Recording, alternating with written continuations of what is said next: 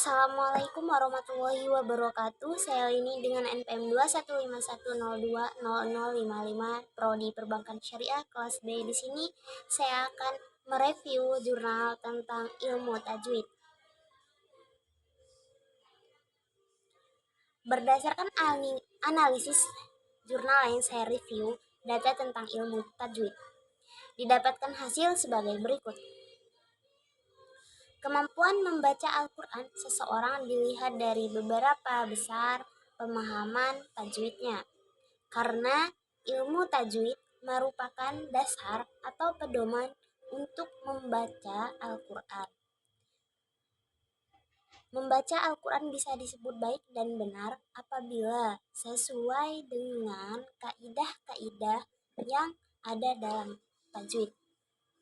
Ilmu tajwid adalah ilmu yang berguna untuk mengetahui bagaimana cara melafalkan huruf yang benar dan dibenarkan, baik berkenaan dengan sifat, mad, dan sebagainya. Misalnya tarkik, tahkim, dan selain keduanya. Jadi membaca dengan tajwid maksudnya ialah membetulkan dan membaguskan bacaan huruf-huruf Al-Quran dengan terang dan teratur menurut aturan dan hukumnya yang tertentu. Di sini pengertian tajwid yaitu kata tajwid berasal dari bahasa Arab yaitu jawada yujawid tajwid yang berarti membaguskan. Sedangkan menurut ilmu tajwid, tajwid adalah membaguskan bacaan huruf-huruf atau kalimat-kalimat Al-Quran satu persatu dengan terang, teratur, perlahan, dan tidak terburu-buru. Sesuai dengan kaidah-kaidah ilmu tajwid.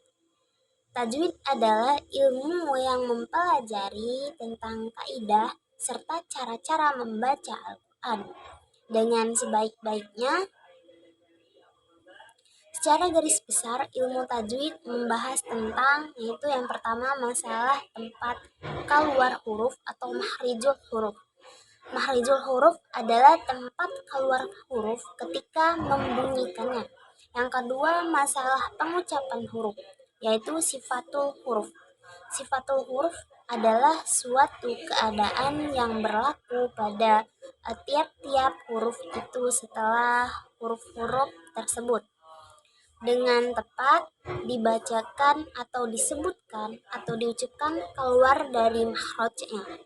Yang ketiga, masalah hubungan antar huruf atau ahkamul huruf, yaitu satu kata terdiri dari beberapa huruf yang dapat dipahami jika terjadi rangkaian antara satu huruf dengan huruf yang lainnya, sehingga menimbulkan hukum baru tentang cara pengucapannya.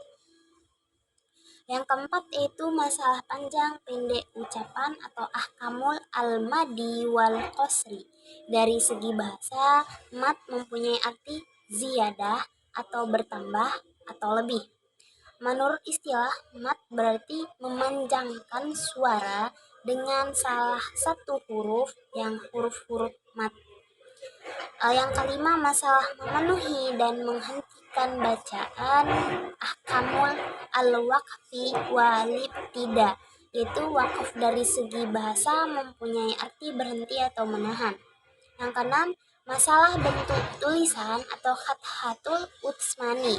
Dalam penulisan Al-Quran atau jumhur ulama mengharuskan dengan rasm usmani, berbeda dengan rasam biasa atau imlai yang dipakai menulis kitab-kitab dan lain sebagainya. Ini itu macam-macam ilmu tajwid, itu secara garis besar tajwid dibagi menjadi dua bagian, yaitu hakul harf atau hak-hak huruf dan mustahakul harf atau hukum-hukum huruf. Secara inci yaitu ada 6 bagian. Yang pertama itu mahrijul huruf, membahas tentang tempat keluarnya huruf. Yang kedua sifatul huruf, yaitu membahas tentang sifat huruf. Dan yang ketiga ahkamul huruf, membahas tentang hukum-hukum yang lahir dari hubungan antar huruf. seperti hukum bacaan nun mati dan tanwin, mim mati, lam fi'il al ta'rif, hukum ihram dan sebagainya. Yang keempat, ahkamul maddi wal khosor, itu membahas tentang hukum-hukum memajemukkan atau memendekkan bacaan. Yang kelima, al-khatul usmani, yaitu membahas tentang bentuk tulisan atau mushaf usmani. Manfaat dari keutamaan ilmu tajwid yang saya ketahui yaitu terhindarnya lisan dari kekeliruan dalam membaca ayat-ayat Al-Quran. Selain itu juga dengan menerapkan ilmu tajwid, maka janji Allah bagi mereka yang membaca Al-Quran akan didapatnya. Baik, sekian yang dapat saya sampaikan. Apabila ada kurang lebihnya, saya mohon maaf. Wabillahi taufiq wal hidayah. Wassalamualaikum warahmatullahi wabarakatuh.